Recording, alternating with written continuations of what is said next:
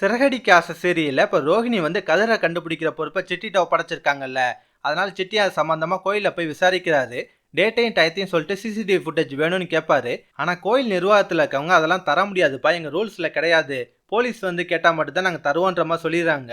சிட்டியும் எவ்வளவோ பேசி பார்ப்பாரு. நான் மீனா குடும்பத்துக்கு தெரிஞ்சவன்ற மாதிரிலாம் சொல்றாரு. ஆனா என்ன சொன்னாலும் அவங்க தர மாட்டேன்றாங்க. கடைசியா மீனாட்டி இந்த விஷயத்த சொல்றாங்க. சிட்டின்னு ஒரு ஆள் வந்து சிசிடிவி ஃபுட்டேஜ் வேணும்னு கேட்டாருன்ற மாதிரி சொல்லுவாங்க. அதை கேட்ட மீனாக்கு ரோஹிணி மேலதான் சந்தேகம் வருது. ஒருவேளை ரோஹிணி சொல்லி தான் சிட்டி இந்த வேலையெல்லாம் பாக்குறானோ, ரோஹிணிக்காக சிட்டி இதெல்லாம் பண்ற அளவுக்கு அவங்க ரெண்டு பேருக்கு இடையில என்ன சம்பந்தம் இருக்குன்ற மாதிரிலாம் சந்தேகப்படுறாங்க. அதுக்கப்புறம் நடக்குதுன்னா, சிட்டி ரோஹிணியை பார்த்து நடந்த விஷயத்தெல்லாம் சொல்றாரு. கோயில்ல போய் நான் கேட்டதுக்கு சிசிடிவி ஃபுட்டேஜ் எல்லாம் தர மாட்டேன்ட்டாங்க.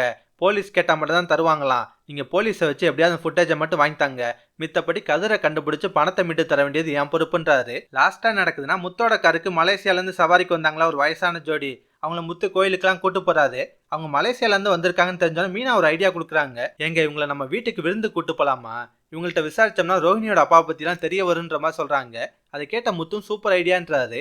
இதுக்கப்புறம் நடக்கும்னா, முத்துவ மீனா அவங்கள வீட்டுக்கு கூட்டு போவாங்க. விஜயா வழக்கம் போல முத்து மீனா யாரையா கூட்டு வந்தா கொஞ்சம் வேண்டா வெறுப்பா பேசுவாங்கல்ல, அதே மாதிரி தான் அவங்கள்ட்டையும் பேசுறாங்க. ஆனா அவங்க மலேசியால இருந்து வந்திருக்காங்கன்னு தெரிஞ்சாலும் விஜயாக்கு ஆர்வம் அதிகமாது. என்னது மலேசியால இருந்து வந்திருக்கீங்களா?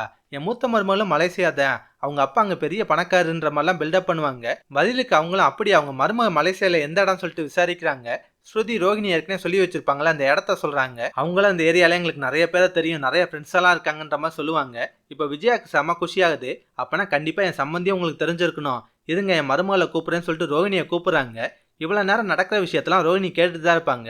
ரோஹிணிக்கு ரொம்ப பதட்டமாகுது. இருந்தாலும் அவங்க கேட்கறதுக்கெல்லாம் ஏதாவது ஒரு பதில சொல்லி அந்த விஷயத்த சமாளிச்சிருவாங்க. ஆனா ரோஹிணி பதறதெல்லாம் பார்த்து முத்துக்கு மட்டும் லைட்டா சந்தேகம் வரும். இதை தவிர வேற என்ன நடக்கும்னா, சிட்டி சொன்ன மாதிரியே ரோஹிணி போலீஸை வச்சு அந்த சிசிடிவி ஃபுட்டேஜை வாங்கிடுவாங்க.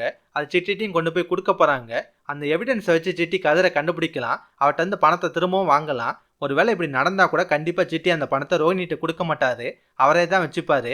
ஒரு கட்டத்துல ரோஹினிக்கு உண்மை தெரிய வரும். சிட்டிட்ட போய் பயங்கரமா சண்டை போடுவாங்க. ஒழுங்கு மரியாதையா பணத்தை கொடுத்துட்றா, இல்லைன்னா அவன் மேல போலீஸ்ல கம்ப்ளைண்ட் கொடுப்பேன்ற மாதிரிலாம் மிரட்டுவாங்க. பதிலுக்கு சிட்டி வந்து, தாராளமா போய் போலீஸ்ல கம்ப்ளைண்ட் கொடு, நானும் உன் வீட்டில் போய் எல்லா உண்மையும் சொல்றேன், உனக்கு ஆல்ரெடி கல்யாணம் ஆயிடுச்சு, உனக்கு ஒரு குழந்தை இருக்குன்னு சொல்றேன், பரவாயில்லையான்ற மாதிரி மிரட்டுவாரு.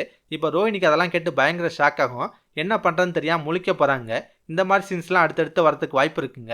இதெல்லாம் பத்தி உங்க கருத்தை நான் மறக்காம கமெண்ட்ல சொல்லுங்க. இந்த வீடியோ பிடிச்சுன்னா ஒரு லைக்கை தட்டுங்க.